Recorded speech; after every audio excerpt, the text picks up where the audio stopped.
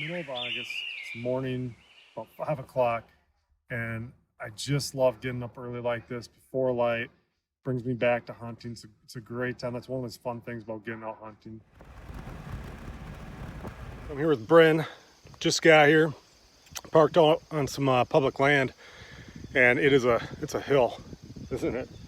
It's a hill. Yeah. What do you think? So what's the plan today? I think we're gonna go up, check out some new public land. We got a little insider tip from a friend of ours, and this piece, there's only a small little portion that the public land reaches out to the public highway, and it seems like a tough climb, tough access, and it looks like a spot where maybe not a whole lot of people are really going to want to access, and it's all landlocked by private all the way around. So we're gonna see what it brings, check out and scout a few spots here. What we're doing right now is Bryn went one way, I went the other, and we're looking for a good point of access into up this hill. Sometimes you see deer trails that lead up, and those deer trails, there's a really easy point of access. A lot of times you can just follow the trail right up. So that's what we're looking for.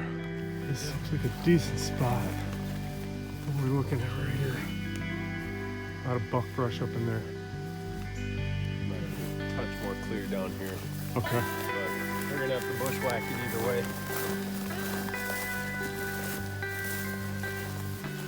That looks pretty decent, huh? Yeah, decent enough.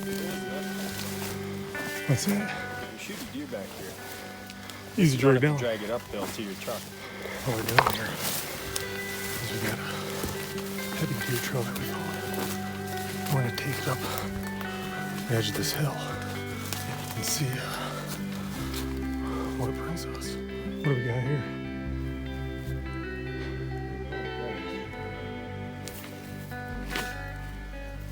It's a den right there. Well, just climbed to the top of this bluff above the highway, public ground.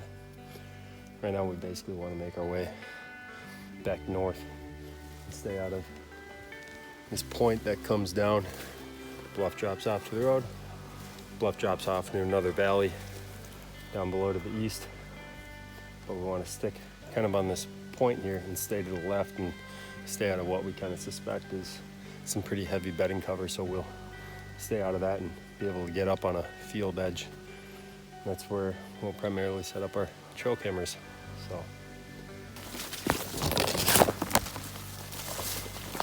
That's a heavy trail. Yep. I'll follow this back and see where it splits. That's a huge drop off down there. Jeez, I just got crop dusted by Bryn up here. God.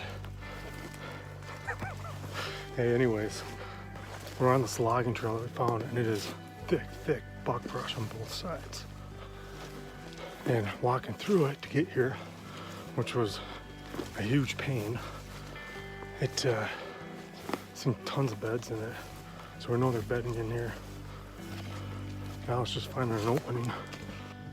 Got an old rub right here, so we just got in this area, and it's real nice, open, a lot of weeds standing up, but a lot of trails coming through it. And obviously, as the fall goes along, these weeds and stuff, they die and things look completely different, but should be a good area. A lot of oaks and stuff, white oak, red oak. I mean, a lot of different stuff for them to eat. So we found a great area that basically borders some private agricultural fields, and a wide open, almost a runway, runs east and west. That, I mean, the trails that are going in and out of this and hitting these agricultural fields are just insane. And the beautiful part about this area, it looks like you don't have to do much trimming at all. It's real thick cover, and what looks like years ago was kind of not logged out, but kind of a driveway for something on a number of areas, you know, past ATV trails, what have you.